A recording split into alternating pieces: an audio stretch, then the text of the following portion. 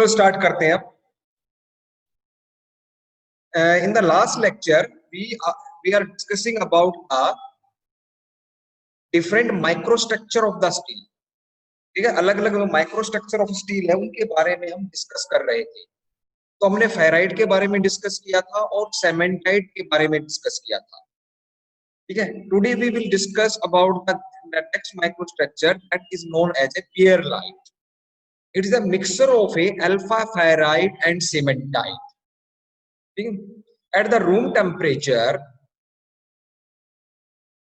the maximum solubility of a carbon is 0.025%. That is the maximum solubility of a carbon in a ferrite. In a ferrite, ठीक है, ferrite के अंदर maximum carbon इतना dissolve हो सकता है, इससे ज्यादा डिसोल्व नहीं हो सकता। डिसोल्व का मतलब क्या है यहाँ पर, कि जो यूनिट सेल के अंदर आपका कार्बन जो ऑक्यूपाई होता है इंटरस्टिशियल पोजीशंस के अंदर, वो मैक्सिमम यही परसेंटेज हो सकती है, इससे ज्यादा नहीं आ सकता। In the cementite the maximum solubility is allowed is about 6.67%. ठीक है, सीमेंटाइट के अंदर कितना मैक्सिमम कार्बन आ सकता है? 6.67% carbon can occupy in cementite. मतलब आयरन कार्बाइड जो बनता है वो इतने कार्बन को अपने अंदर रूम टेम्परेचर के अंदर कंडीशंस में हैंडल कर सकता है।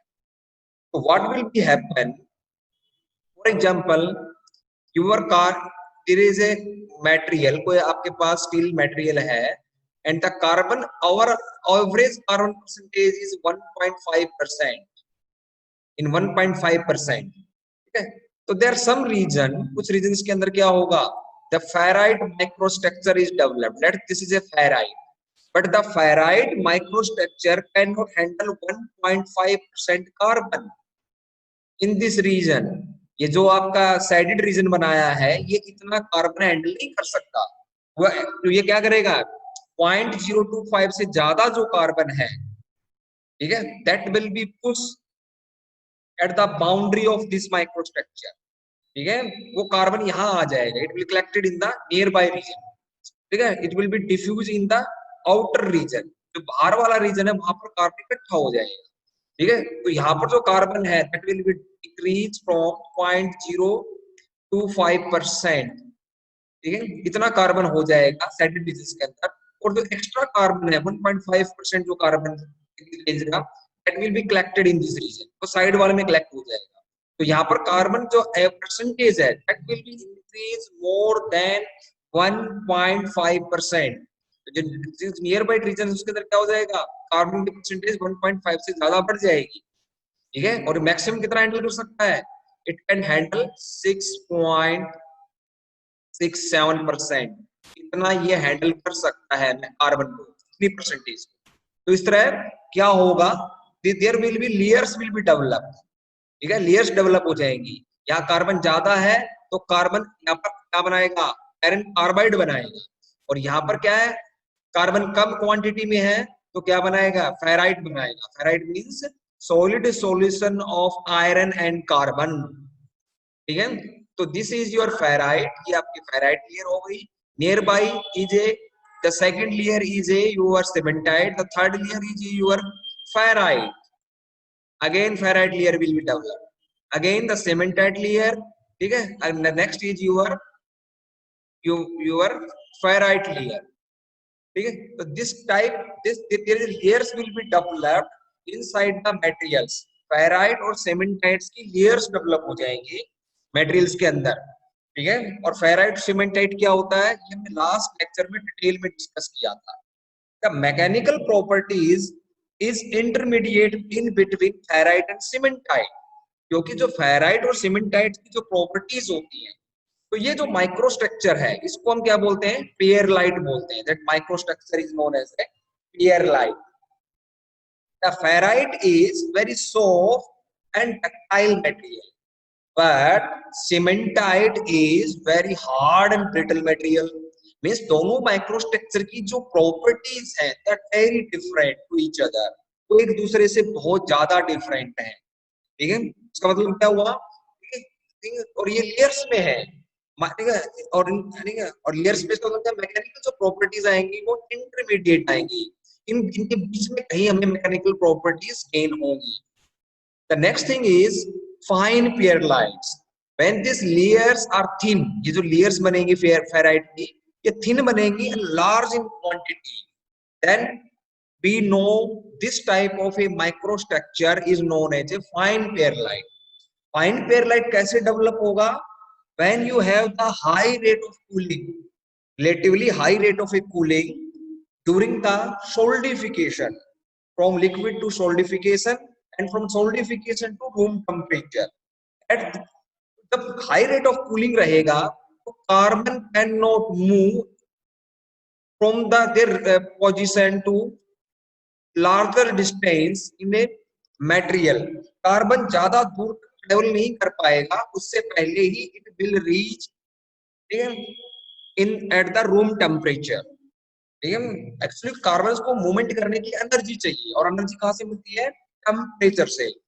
ठीक है, लेकिन जब टेम्परेचर तेजी से ड्रॉप हो रहा है मटेरियल का, तो कार्बन को डिफ्यूज होने के लिए, ठीक है, मूवमेंट करने के लिए, ठीक है, बहुत थोड़ा टाइम मिलता है। It will have very small interval of time for a movement, तो लार्ज डिस्टेंस के लिए मूवमेंट नहीं कर पाता। ड्यू टू दिस रीजंस तो फेराइट की जो लेयर्स बनेंगी वो थिन बनेगी, क्योंकि कार्बन थोड़ी दूर तक क्या कर पाया? मूवमेंट कर पाया। Only very small regions are empty by the carbon, बहुत ही स्मॉल रीजन ही एम्प्टी हो पाया, और ऐसा होने की वजह से लेयर्स क्या हो जाएंगी? फाइन होंगी। The layers will be fine and larger in quantity. ठीक है, ज्यादा आएंगी और फाइन आएंगी। This type of structure is known as a fine pearlite. The second is your coarse pearlite. ठीक है, the layers of ferrite and cementites are thick and widely spaced.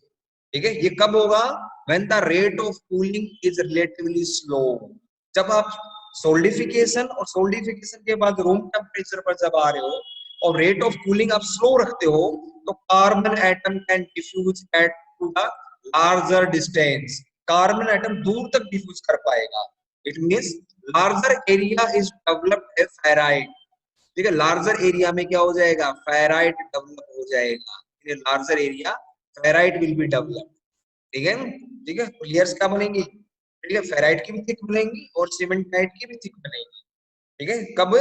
जब आपका रेट ऑफ कूलिंग ज्यादा रहेगा। तो this type of structure is known as a pearlite. ठीक है, इसको हम पियर लाइट बोलते हैं।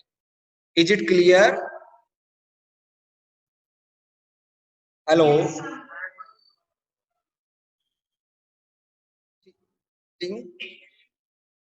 क्या समझ में नहीं आया? जो पूछ रहा है, जो स्टूडेंट है, मुझे ये बताएं अब समझ में क्या नहीं आया, ताकि मैं उसको उसी टॉपिक को टारगेट कर पाऊं।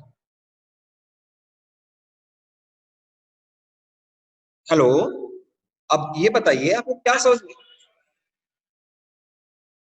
फेराइट और सीमेंटाइट तो लास्ट लेक्चर में कवर किए थे। हाँ,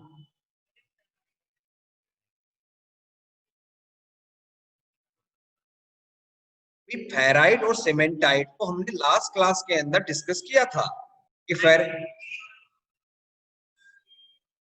हाँ,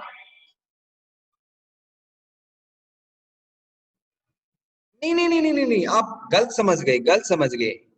ये नहीं नहीं है। Both structures are develop simultaneously. दोनों स्ट्रक्चर साथ साथ ही बन रहे हैं। ठीक है, ठीक है।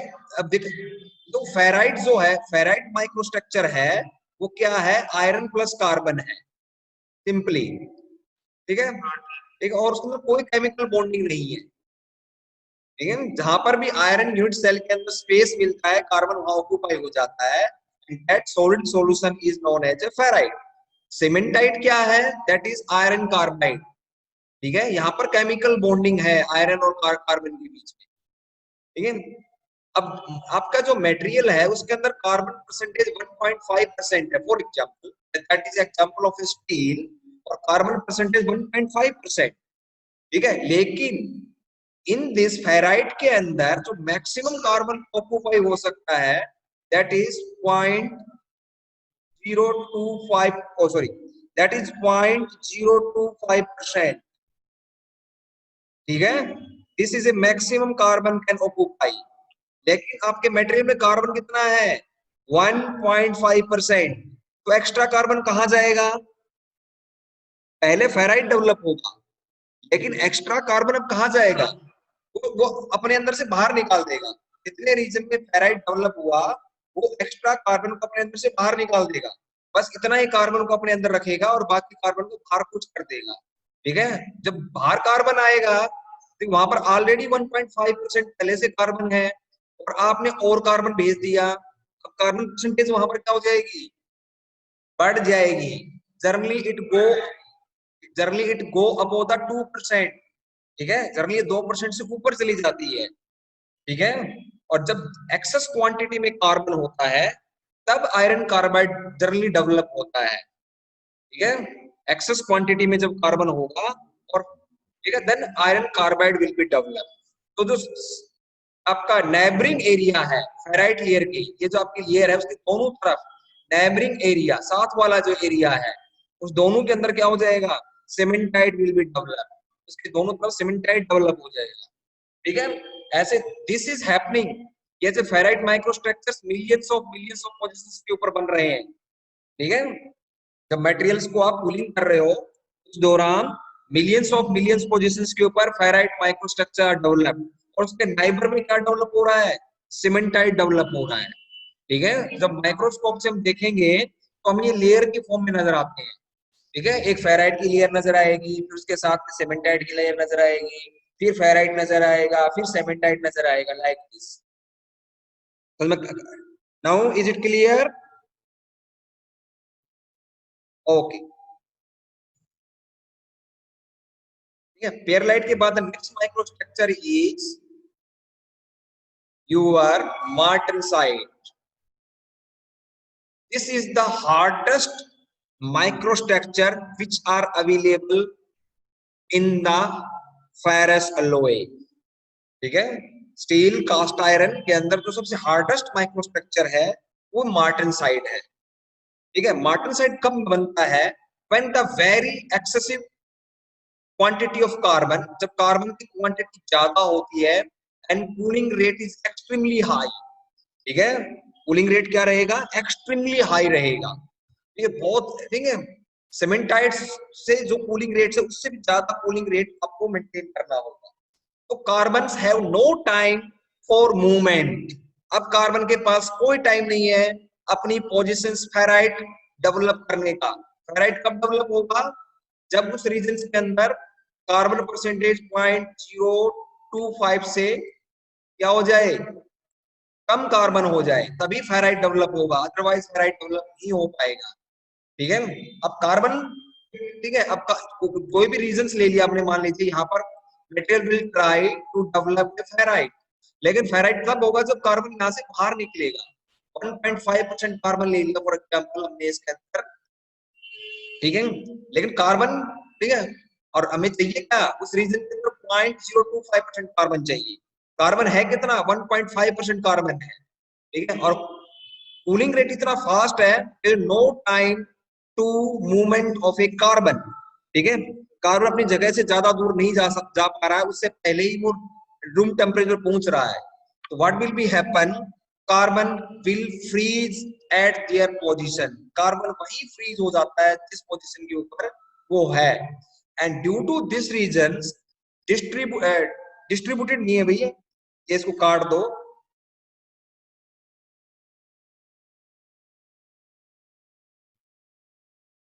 ड्यू टू दिस रीजंस, ठीक है, बीसीसी स्ट्रक्चर आर डेवलप्ड।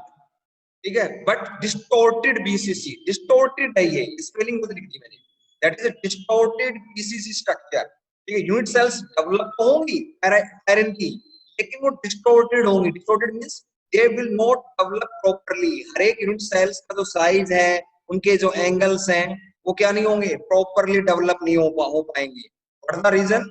क्योंकि कार्बन मूवमेंट, कार्बन जहां था वही फ्रीज हो गया, वो मूवमेंट नहीं कर पाया, यूनिट सेल के अंदर जा पाया, यूनिट सेल से बाहर जा पाया। ठीक है, जो जहां था वहीं फ्रीज हो गए।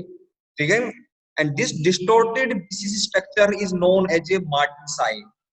In simple word, you can also say that that is the super saturated solid solution of carbon and alpha iron. 1 second hold करो एक बार. हेलो, कौन? बुझली भाई, मेरी क्लास चल रही है. कौन बोल रहा है?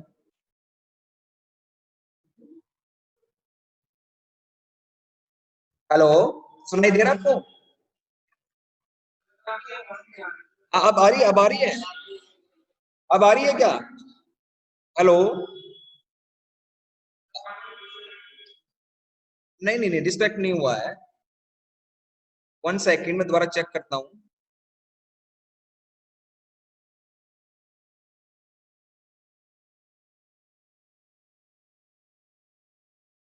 अब आवाज आ रही है? हेलो, हाँ, तब स्टार्ट करते हैं दोबारा से. तो this distorted, it is not distributed, distorted BCC structure is known as a martensite. इस distorted BCC structure को हम क्या बोलते हैं? Martensite बोलते हैं. In other words, you can say that that is a super saturated solution of carbon in alpha iron. ठीक है, जैसे liquid solution होता है, ठीक है, similarly there is a solid solutions and that is solidifying. ठीक है, super saturated means you cannot add more carbon in this solution. ठीक है, उस कार्बन के अंदर आप क्या नहीं कर सकते? फर्दर कार्बन और ऐड नहीं कर सकते. कार्बन इन हाई क्वांटिटी, और आपने क्या कर दिया? सडनली उसको फ्रीज कर दिया. ठीक है, that is also a diffusion less transformation. ठीक है, ये क्या है? डिफ्यूजन लेस ट्रांसफॉर्मेशन हो रही मटेरियल की. जनरली जब कूलिंग करते हैं तो सबसे पहले क्या डेवलप होता है? बीसीसी डेवलप होता है, डेल्टा बीसीसी. लास्ट क्लास में आपको बताया था मैंने. ठीक है, उसके बाद एफसीसी में चेंज होगा, और एफसीसी किस में अगेन चेंज होगा? आपका अगेन अल्फा बीसीसी में चेंज होगा, अल्फा बीसीसी. इस अल्फा बीसीसी को ही अल्फा फेराइड बोलते हैं, और इस डेल्टा बीसीसी को क्या बोलते हैं? डेल्टा फेराइड बोलते हैं. और एफसीसी को क्या बोलते हैं? एस्टेनाइड बोलते हैं. Austenite, that is the room structure at a room temperature. ये जो स्ट्रक्चर है आपका अल्फा बीसीसी, अल्फा फेराइड, वो रूम टेम्परेचर के ऊपर अवेलेबल होता है. तो ये जो अल्फा बीसीसी है, ये क्या हो जाता है? आपका डिस्टोर्टेड हो जाता है. It is going to distorted. This is a metastable structure. ठीक है, in a long period of time this composition, this microstructure is going to decompose. ठीक है, ब्रेक डाउन हो जाता है, और यूनिट सेल्स अपने आप को अरेंज करने की कोशिश करते हैं. Carbons will be try to start to move in a long period of time. इसलिए मेटास्टेबल स्ट्रक्चर है. लेकिन जनरली ऐसा नहीं है कि 1 या 2 या 3 डेज के अंदर ये स्ट्रक्चर अपने आप को चेंज कर पाएगा. It take number of years. ठीक है, कुछ साल लगेंगे इसको दोबारा से इसको प्रॉपरली बीसीसी स्ट्रक्चर डेवलप करने में. तो वो काम अपने आप धीरे धीरे स्लोली होता रहता है. ठीक है, और इसको मार्टेसाइट बनाते कैसे हैं? High speed of cooling, material को गर्म करो, ठीक है, 900 डिग्री से ज्यादा, और उसको क्या कर दो? ठीक है, ड्रॉप इनटू ए वाटर, ठंडे पानी के अंदर डाल दो, and that is known as quenching. उसको क्विंचिंग बोल देते हैं. ठीक है, लेकिन कार्बन क्या होना चाहिए? मटेरियल में सफिशिएंट क्वांटिटी में होना चाहिए, तभी मार्टेसाइट बनेगा. यदि कार्बन की क्वांटिटी कम है तो बीसीसी स्ट्रक्चर डिस्टोर्टेड नहीं होगा, आराम से फेराइट बना लेगा. ठीक है, तो डिस्टोर्टेड बीसीसी स्ट्रक्चर बनाने के लिए कार्बन की क्वांटिटी ज्यादा चाहिए. This structure is extremely hard and brittle. ठीक है, ये हार्ड और ब्रिटल सबसे हार्डेस्ट स्ट्रक्चर है ये. यदि आपको मटेरियल हार्डनेस ही आपका मेन क्राइटेरिया है इन द मटेरियल, तो you go for the martensite microstructure. तो आपको मार्टेसाइट माइक्रोस्ट्रक्चर के बारे में हमें सोचना होगा. और इसके बाद सेकंड हार्डेस्ट माइक्रोस्ट्रक्चर है आपका, दैट इज सीमेंटाइट. वो सीमेंटाइट है. और जो सॉफ्टेस्ट जो माइक्रोस्ट्रक्चर है, दैट इज अल्फा बीसीसी. वो सबसे सॉफ्ट है और डक्टाइल है, that is ferrite alpha BCC. Now come on the next slide.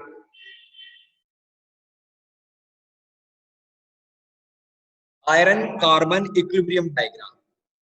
ठीक है, in the this is a graph, this is a graphical representation of different microstructure with respect to carbon percentage in the ferrous alloy and different temperature।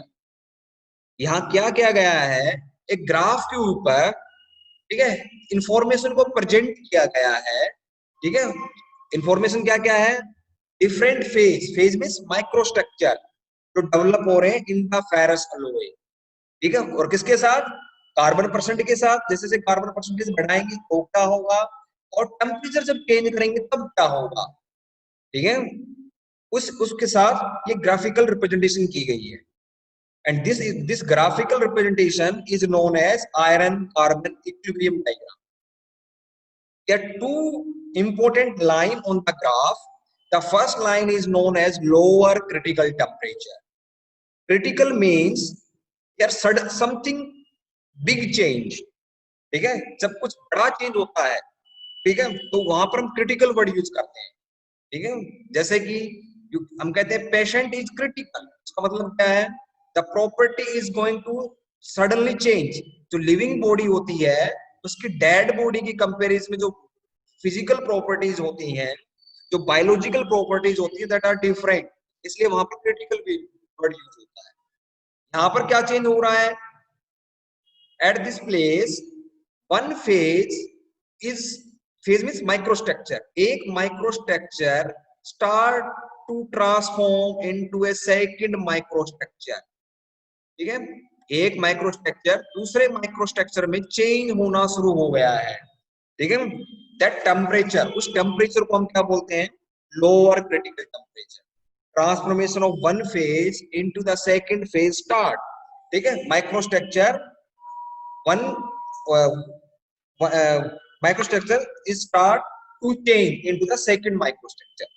That particular temperature is known as lower critical. And what is upper critical temperature? Transformation of one phase into the second phase is completed. ठीक है, एक phase से दूसरे phase में जो transformation start हुई थी, अब ये फेज खत्म हो चुका है, ये माइक्रोस्ट्रक्चर खत्म हो चुका है, अब नया माइक्रोस्ट्रक्चर डेवलप, कंप्लीटली डेवलप हो गया है।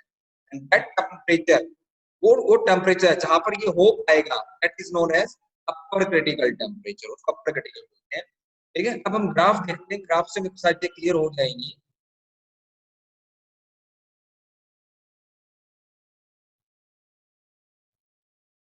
ठीक है, this is iron carbon equilibrium diagram, ठीक है। अब इसको देखो, on the x axis we take a percentage of a carbon, on the x axis we take a percentage of a carbon, on the y axis we take a temperature in celsius, Fahrenheit में भी लिखा हुआ है, Celsius में, हम Celsius के अंदर define करेंगे। अब वो दिस लाइन, इस लाइन से ऊपर ये जो लाइन ड्रॉ कर रखी है, your material is, your ferrous alloy is liquid form, इस फॉर्म में है, लिक्विड फॉर्म में है, ठीक है। ये जो ग्राफ बनाया गया है, it develop by practical experimentation, practically experiment किए गए और इंफॉर्मेशंस को at the different carbon percentage and different temperature की जो इंफॉर्मेशंस थी, that is represented on the graph, को ग्राफ पर रिप्रेजेंट की गई, ठीक है, ठीक है। That is the carbon percentage 0.8, 2%, 43%, 6.67। तो देखो यहां तक 2% तक, दैट इज अ स्टील, यहां तक हमारे पास क्या है, स्टील है, ठीक है। फ्रॉम द 0.008 से लेकर 2% तक we called is steel, 2 to 6.67 तक that is called is a cast iron, उसको कास्ट आयरन बोलते हैं। And above the cast iron that is known as a pig iron, उसको क्या बोलते हैं, पिग आयरन बोलते हैं। इज इट क्लियर, यहां तक समझ में आया? हेलो, ओके, अब आगे बढ़ते हैं, ठीक है। This gamma means FCC microstructure and is known also known as a astenide, इसको एस्टेनाइड भी बोलते हैं। Delta means delta ferrite, that is delta BCC structure, ठीक है, BCC। तो स्ट्रक्चर बना कौन रहा है, आयरन बना रहा है, कार्बन नहीं बना रहा, जो भी स्ट्रक्चर डेवलप कर रहा है आयरन कर रहा है, ठीक है। तो ठीक है, तो गामा का मतलब समझ में, एल का मतलब लिक्विड, एल का मतलब क्या है, लिक्विड। आगे देखो, this Fe3C means iron carbide. Iron carbide means cementite, that is cementite. Alpha means alpha BCC, that is ferrite. तो जहां पर अल्फा होगा मैं अल्फा फेराइट बोलूंगा, जहां डेल्टा होगा वहां डेल्टा फेराइट बोलूंगा, और जहां एल होगा वो लिक्विड बोला जाएगा। ठीक है, अब आगे बढ़ते हैं। तो देखो, जब यहाँ कोई भी कार्बन परसेंटेज ले लेते हैं, for example take this carbon percentage, carbon percentage ले, for example this carbon percentage is 1.5%। ठीक है ना, तो क्या होगा, तो यहाँ पर मटेरियल क्या आपका लिक्विड मटेरियल है, ये क्या है, लिक्विड मटेरियल। ठीक है, जैसे ही आप इस लाइन पर पहुंचोगे, liquid transform into the solid, liquid solid में ट्रांसफॉर्म होना शुरू हो जाएगा, लेकिन इमीडिएटली नहीं होगा। ये आपका लिक्विड है, इस कंटेनर में लिक्विड मटेरियल है, मिलियंस ऑफ पोर्शंस के ऊपर सॉलिड न्यूक्लियस स्टार्ट हो जाएगी, मतलब कुछ पोर्शन सॉलिड बनना शुरू हो जाएगा एंड स्टार्ट टू ग्रो, ये चारों तरफ ग्रो करना शुरू कर देगा, मतलब further solid side by side layer start to solidify. ऐसे ये भी क्या करना शुरू करेगा, सोल्डिफाई होगा, ये सोल्डिफाई होगा एंड ग्रो। ठीक है, this is happening millions of billion position. तो जैसे ही आप इस लाइन से नीचे जाओगे तो क्या हो जाएगा, some portions are change into solid form, कुछ पोर्शन सॉलिड फॉर्म में चेंज हो गया है, and remaining is till now liquid, अभी भी क्या है, लिक्विड फॉर्म में है। ठीक है, यहां तक समझ में आ गया सभी को। ठीक है, तो इसका मतलब देखो, इसलिए दोनों दिखाए इसने, गामा भी दिखा है, एफसीसी माइक्रो, एफसीसी किस में मिलेगा, सॉलिड में मिलेगा, और लिक्विड लिखा है। तो ये काम कहां से शुरू हुआ, ये काम यहां से शुरू हुआ और कहां खत्म हो गया। ठीक है, जब नीचे की तरफ आएंगे हम 1.5 के ऊपर, ये काम इस लाइन के ऊपर कंप्लीट हो गया, मतलब पूरा लिक्विड किस में बदल गया, सॉलिड में चेंज हो गया, गामा गामा क्रिस्टलाइट में बदल गया।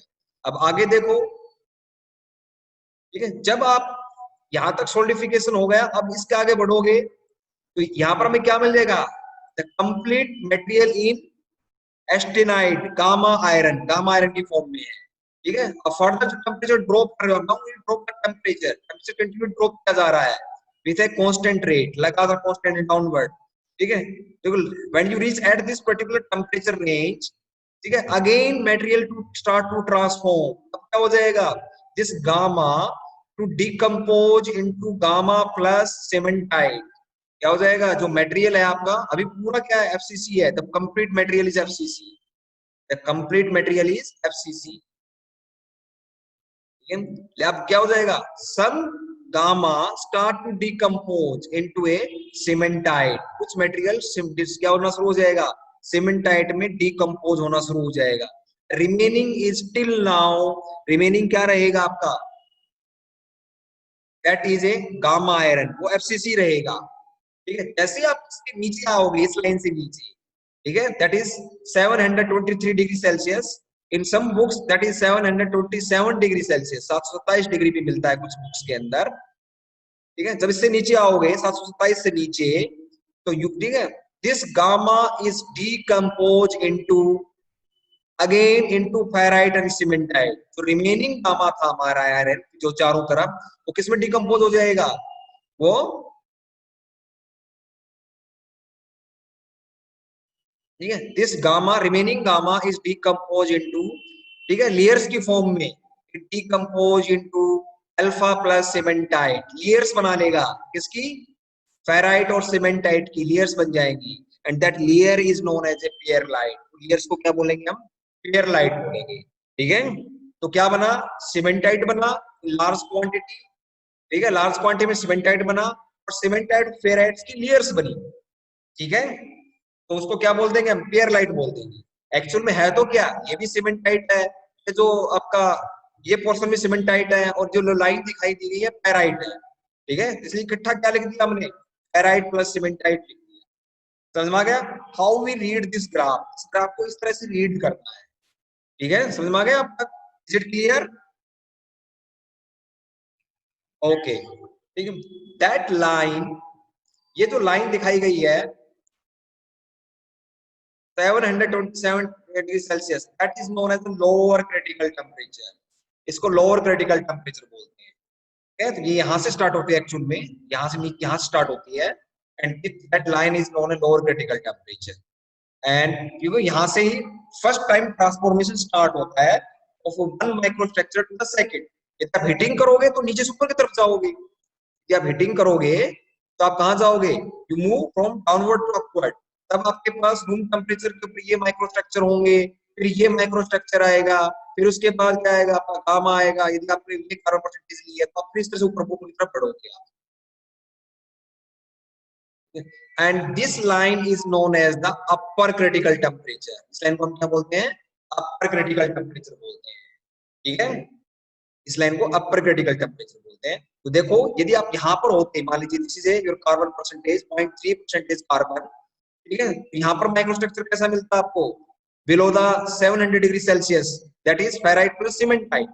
लेकिन जैसे ही आप इस लाइन को क्रॉस करोगे लोअर क्रिटिकल को, ठीक है, you cross the lower critical, that cementite is decompose. ये सीमेंटाइट क्या हो जाएगा, डीकम्पोज हो जाएगा किसमें, गामा की फॉर्म में।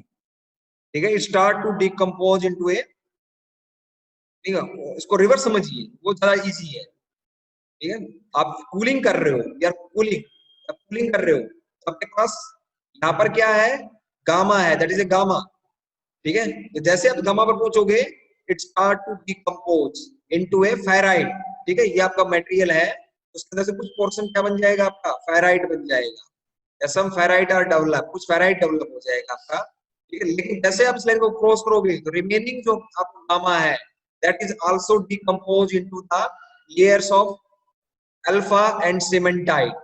ठीक है, जो रिमेनिंग पोर्शंस है उसके अंदर भी क्या बन जाएंगे, लेयर्स बन जाएंगे इस तरह से। ठीक है, तो आपको बल्क क्वांटिटी में क्या मिलेगा, फेराइट मिलेगा यहाँ पर, और साथ में क्या मिलेगा, पेरलाइट मिलेगा। तो 0.8 से पहले बल्क क्वांटिटी में, लार्ज क्वांटिटी में फेराइट मिलता है और साथ में पेरलाइट मिलता है। लेकिन 0.8 के बाद लार्ज क्वांटिटी में क्या मिलेगा हमें, सीमेंटाइट मिलेगा और पेरलाइट मिलेगा। ठीक है, that is the difference, that is the changement before and after the 0.8। 0.8 के पहले और बाद में ये बिग चेंज है। ठीक है, तो यहाँ पर देखो, यहाँ से क्या हुआ, आपका ट्रांसफॉर्मेशन स्टार्ट होती है और यहाँ पर ट्रांसफॉर्मेशन कंप्लीट हो जाती है if you are moving in the upward direction. ठीक है, यदि आप हीटिंग कर रहे हो, इसलिए इसको क्या बोलते हैं, नीचे वाली लाइन को लोअर क्रिटिकल बोलते हैं और अपर वाली लाइन को क्या बोल देते हैं, अपर क्रिटिकल टेम्परेचर बोल देते हैं। आई थिंक तो दैट इज, ठीक है, आपको समझ में आ गया होगा। सिमिलरली आपको यहाँ पर आपको क्या करना है, carbon percentage for example 3% area में, तो क्या होगा, पहले लिक्विड होगा, फिर लिक्विड किसमें डिकम्पोज होगा, लिक्विड प्लस सॉलिड। सॉलिड क्या है यहाँ पर, एफसीसी। ठीक है, फिर जब इस लाइन को क्रॉस कर दोगे तो ये सारा लिक्विड क्या हो जाएगा, सोल्डिफाई हो जाएगा। ठीक है, into the form of a gamma, gamma की फॉर्म में। लेकिन जैसे इस नीचे जाओगे तो gamma start to decompose into gamma plus cementite. ठीक है, सम मटेरियल्स, ठीक है, कुछ पोर्शंस आपका सीमेंटाइट बन जाएगा, बाकी क्या रह जाएगा आपका, remaining portion is your gamma iron. Remaining portion आपका गामा आयरन ही रहेगा। ठीक है, और जब जब आप इस लाइन से नीचे जाओगे 727 से नीचे, तो जो रिमेनिंग गामा है that is decompose into ferrite and cementite. Ferrite और सीमेंटाइट की फॉर्म में डिकम्पोज हो जाएगा। ठीक है, सिमिलरली यहाँ पर भी आप क्या कर सकते हो, एक लाइन ड्रॉ कीजिए, फॉर एग्जांपल कार्बन परसेंटेज 5%, तो पहले लिक्विड, फिर लिक्विड के बाद क्या हो जाएगा, liquid plus carbon quantity is very large. ठीक है, तो क्या हो जाएगा, डायरेक्टली सीमेंटाइट डेवलप होगा। ठीक है, जो आपका न्यूक्लियस डेवलप होंगे मटेरियल के अंदर, solid nucleus that of A cementite के डेवलप होंगे और ये ग्रो करेगी। That solid will be grow in all direction. Cementite her direction में ग्रो करेगा and that is happen in millions position. क्या ऐसा, मिलियन पोजीशन के ऊपर होगा।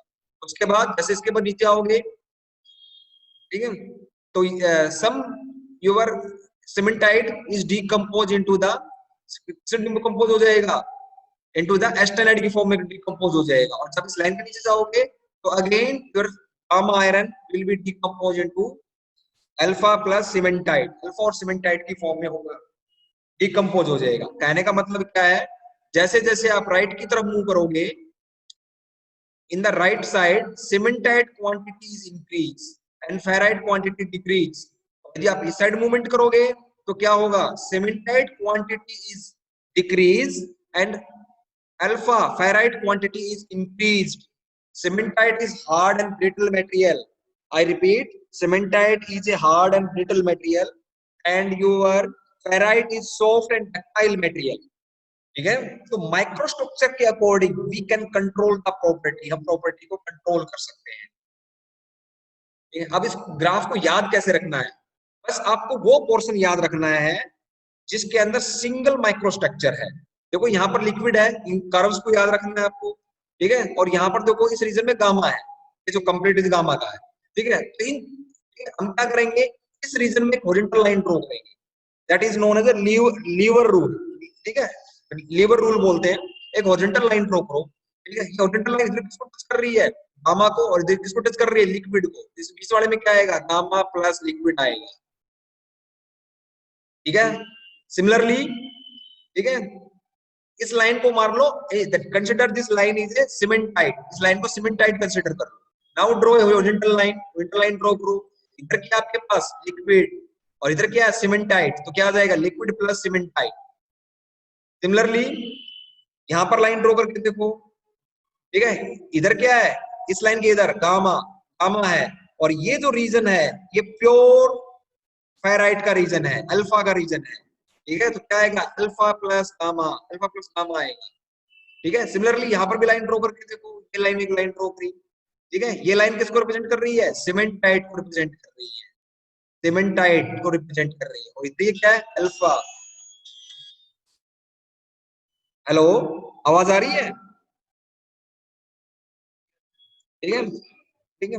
ये किसको रिप्रेजेंट कर रहा है, अल्फा को, ये क्या हो जाएगा आपका, अल्फा प्लस सीमेंटाइट, ये अल्फा प्लस सीमेंटाइट हो जाएगा। सिमिलरली यहाँ पर भी एक लाइन ड्रॉ करो, लाइन ड्रॉ करो, इस साइड क्या है, गामा, और ये लाइन किसको रिप्रेजेंट कर रही है, सीमेंटाइट को रिप्रेजेंट कर रही है। यहाँ पर क्या हो जाएगा, गामा प्लस सीमेंटाइट, ठीक है। यहाँ पर भी देखो सिमिलरली, ठीक है, this reason represent the delta BCC, delta BCC को रिप्रेजेंट कर रहा है, ठीक है। और यहाँ पर हम क्या करते हैं, और ऊपर क्या है, लिक्विड है, पॉजिटिव लाइन ड्रॉ करोगे यहाँ पर तो क्या हो जाएगा आपका, इधर डेल्टा और इधर लिक्विड, लिक्विड प्लस डेल्टा आ जाएगा इसके अंदर। सिमिलरली यहाँ पर पॉजिटिव लाइन ड्रॉ करो, ठीक है, इधर डेल्टा है, इधर गामा है, जिसके अंदर कॉन्टेक्ट में जिस एरिया के साथ, तो क्या हो जाएगा, गामा प्लस डेल्टा आ जाएगा। समझ में आ गया, कार्बन परसेंटेज, ये जो लाइन जहां पर मिल नहीं रही इसके साथ एसिम्प्टोट बनाती है, ये इसके लगभग पैरेलल चलती है, बिल्कुल पास आकर, ठीक है। तो यहाँ पर जो कार्बन परसेंटेज है लिख लो 0.008%, ठीक है, 0.008%, दैट इज प्योर आयरन, ठीक है। तो प्योर आयरन मेल्ट कितने पर होता है, 1549 डिग्री पर मेल्ट होता है, वो टेम्परेचर दिखाया गया है यहाँ पर प्योर आयरन के लिए, ठीक है। तो यहां तक आपका 2% तक स्टील है। 0.8 से पहले हम बोलते हैं हाइपो, हाइपोयुक्टोइड स्टील, और 0.8 से लेकर 2 तक कंसिडर करते हैं हम हाइपर युक्टोइड स्टील। ये युक्टोइड क्या होता है, नेक्स्ट स्लाइड में देखते हैं, ठीक है। तो देखो यहाँ पर टेम्परेचर कितना है, सी पॉइंट के ऊपर, temperature is 1100 degree Celsius, 1100 degree के आसपास टेम्परेचर है ये, दैट इज इंपॉर्टेंट, ठीक है, इसको याद रखना है। हाँ बोलिए, आपकी आवाज नहीं आ रही मेरे को, हेलो, अरे अपना माइक ऑफ कीजिए please, hello please, mic off कीजिए अपना, हाँ माइक ऑफ कीजिए, कौन है, हाँ सुनाई दे रहा आपको, हाँ माइक ऑफ कीजिए। The next is your eutectic point, ठीक है। पहले यूटेक्टोइड पॉइंट देखते हैं। Eutectoid point means this point, the point at a J, ये जो जे पॉइंट है, ठीक है, at this point this gamma, this FCC iron is emit, this gamma iron is immediately, जैसे ही इस पॉइंट जे से नीचे जाएंगे, it immediately decompose into layers of ferrite and cementite. ठीक है, कंप्लीटली क्या बनाएगा, सिर्फ पियरलाइट बनाएगा, न पियरलाइट प्लस सीमेंटाइट बनाएगा, न पियरलाइट प्लस फेराइट बनाएगा। ठीक है, the layers of ferrite and cementite will be developed, that point is, ठीक है, तो one phase gamma iron FCC is decompose into alpha ferrite and iron carbide, and that is known as a pearlite, इसी को pearlite बोलते हैं। ठीक है, तो that is a pure पेरलाइट microstructure. इससे पहले जो डेवलप होगा वो क्या डेवलप होगा, वो फेराइट प्लस पेरलाइट डेवलप होगा, फेराइट प्लस पेरलाइट डेवलप होगा। और इसके बाद में जो डेवलप होगा वो क्या डेवलप होगा, वो पेरलाइट प्लस सीमेंटाइट डेवलप होगा, that will be developed pearlite plus cementite. ठीक है, इसलिए point 8 is very important point. ठीक है, and that point is known as the eutectoid point. इस पॉइंट को क्या बोलते हैं, यूक्टोइड पॉइंट बोलते हैं। यूक्टोइड का मतलब होता है समथिंग ब्यूटीफुल। ब्यूटीफुल क्या है, यहाँ पर एक माइक्रोस्ट्रक्चर टू माइक्रोस्ट्रक्चर के फॉर्म में डिकम्पोज हो गया। व्हाट द टेम्परेचर, ठीक है, टेम्परेचर लिखना होता है यहाँ पर, that is 727 degree Celsius, 727 degree के ऊपर ऐसा होगा। And what is the carbon percentage, that is 0.8%, that is A 0.8% carbon percentage. ठीक है, ये 0.8% का हुआ। अब आपके दिमाग में क्वेश्चन पूछ सकते हो कि मीडियम कार्बन स्टील की जो कार्बन परसेंटेज रेंज है वो 0.3 से लेकर 0.8 क्यों है, 0.8 ही कंसिडर क्यों किया गया, because at the 0.8% of carbon, उससे पहले माइक्रोस्ट्रक्चर डिफरेंट है और 0.8 के बाद माइक्रोस्ट्रक्चर डिफरेंट है, इसलिए 0.8 को मिडल जो मीडियम कार्बन स्टील को की रेंज को क्लासिफाई करने के लिए हमने यूज किया। तो जो क्लासिफिकेशन है वो माइक्रोस्ट्रक्चर के अकॉर्डिंग है, और जो मैकेनिकल प्रॉपर्टीज हैं it depend upon the microstructure, वो माइक्रोस्ट्रक्चर के ऊपर डिपेंड करती है।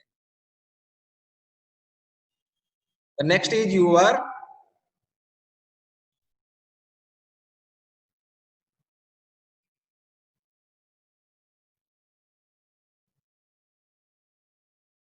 eutectic point. This eutectic point will be lie at the point E, E point के ऊपर है।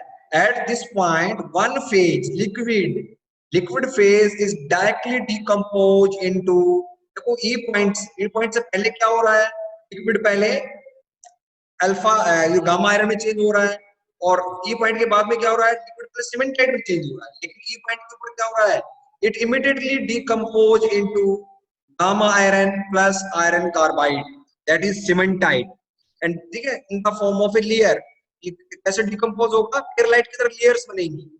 ठीक है, लेयर्स विल बी डेवलप्ड, किसकी लेयर बनेगी, ठीक है, ये लेयर जो होगी आपकी दैट इज अल्फा आयरन, और जो बीच में स्पेस है दैट इज सीमेंटाइट, वो बीच में जो स्पेस है सीमेंटाइट का स्पेस है। and that microstructure is known as a लेडेबुराइड। इस माइक्रोस्ट्रक्चर को हम क्या बोलते हैं, लेडेबुराइड बोलते हैं। And that point E is known as a eutectic point. इस पॉइंट ई को यूटेटिक पॉइंट बोला जाता है। What is the temperature, 1100 degree के आसपास, 1100 degree Celsius temperature. And what is the percentage of carbon, that is 4.3% of a carbon. ये आपकी 4.3% carbon के ऊपर ऐसा होगा। And the last is your peritectic point. ठीक है, that point will be lie at ए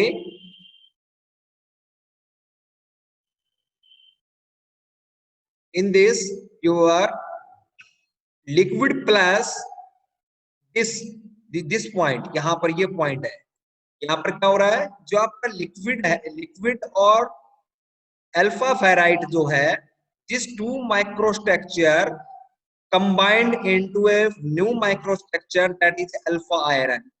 ठीक है, यहाँ पर देखो इसके ऊपर क्या था, इस पॉइंट से ऊपर लिक्विड प्लस डेल्टा आयरन दोनों है, और जैसे इस पॉइंट के जस्ट नीचे आओगे आप, इमीडिएटली आपको क्या मिल जाएगा, that is a gamma, gamma मिल जाएगा। That point is known as a peritectic point.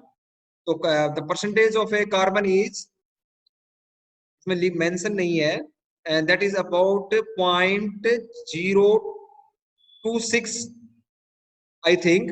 ठीक है, in the next class I will tell you about what the percentage of this separating point, and the temperature is about 1400 degree Celsius, 1400 degree के आसपास temperature यहाँ पर आपका होता है at the point of peritectic point.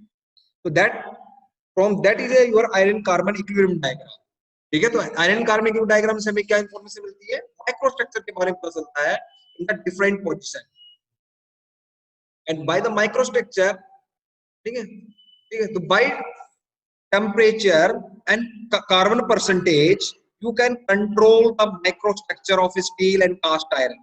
Steel और cast iron का आप क्या कर सकते हो, माइक्रोस्ट्रक्चर को कंट्रोल कर सकते हो, और माइक्रोस्ट्रक्चर को कंट्रोल कर लिया तो you can modify the mechanical properties of ferrous alloy. आप स्टील और कास्ट आयरन की मैकेनिकल प्रॉपर्टीज को क्या कर सकते हो, मॉडिफाई कर सकते हो, चेंज कर सकते हो। That is the utility of A iron carbon equilibrium diagram. So in the next class, we will discuss about the heat treatment. Heat treatment means we are heating, holding and cooling the ferrous alloy material.